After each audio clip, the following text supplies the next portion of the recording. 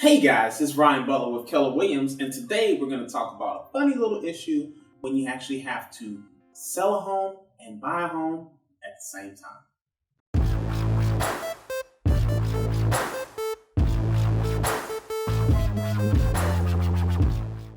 Awesome. So, when you have to sell a home and buy a home at the same time, there's some issues that arise and things that you need to pay attention to along the way in this process. Buying a home has some complications. Selling a home has some complications. So, of course, doing them both at the same time can add even more complications. There's some anxiety that comes around buying and selling at the same time because of the logistics and the hoops that you have to jump through to make sure the transaction is smooth. And that's on all parties. Here are a few tips that will help you get through this process.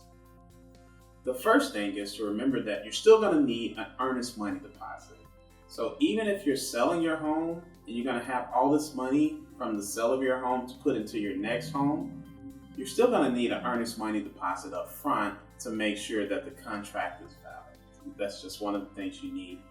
From buying your first home, you have to put an earnest money deposit. So buying your second home, you know that you'll also have to put an earnest money deposit down. Now, another good tip when you're buying and selling at the same time to make the transaction smoother is to use the same title company for both transactions. It seems simple, but with the title company, at least in title states like we have in DC, Maryland, and Virginia, utilizing the same title company allows you to transfer the money more quickly. So when you sell your home and the money comes into the account of the title company, you could very quickly transfer it from that account to the new transaction of purchasing your home. That makes things way smoother. Otherwise, you're going to have to wait a period of time, a few hours between the sale and the buy of your home, because you have to transfer the money from one location, one title company, to another title company. And that also increases, even though it's small, you have transfer fees, whether it's wiring or anything else that you have to do.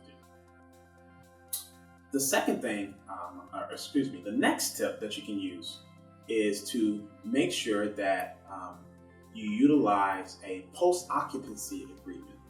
So if you're selling your home and you say, oh, this is awesome selling a home, get a contract in your home that you're selling, now you have to go out and find the home.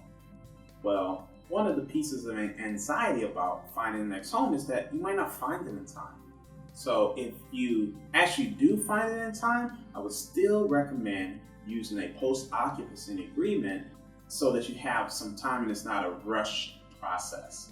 That way, after you actually close on your home, you're still going to have to move your things from your current home to your next home. You'll have time for the movers to come in, do what they need to do in case, say, the buyer of the first home has to push closing further out that day, and so you just have some bumps in the road. But we're dealing with such a short time period and time frame that we want to put a little buffer, a little cushion. So just have one day of post-occupancy agreement the next day, just in case you have some overflow. Okay. The second thing is I would recommend would be to actually put your stuff in storage. So if you're selling your home and you're buying your home, during that period of time, put your things in storage for two reasons. One is it makes sure that the home you're selling looks clear and free and open, which makes it easier to sell. And the second thing is it makes it easier in case you don't find a home and you have to stay post-occupancy, or you even change your mind and say, you know what, I'm just going to rent for a little bit, and that allows you to have a place for your things in storage and then look for, move them to the next property, next location when the time's right.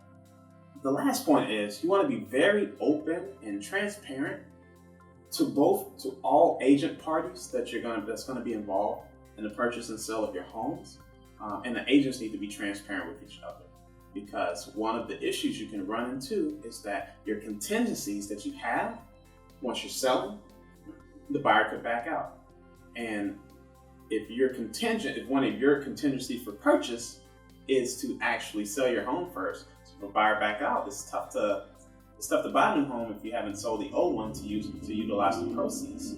So be mindful of the contingency expiration dates, and when they're completed on the sale of your home, that way you'll have a smoother process on the purchase of your home, and knowing that, hey, we're pretty much locked in unless there's another issue. And even if they do back out after the expired contingencies, at least you can take their earnest money deposit.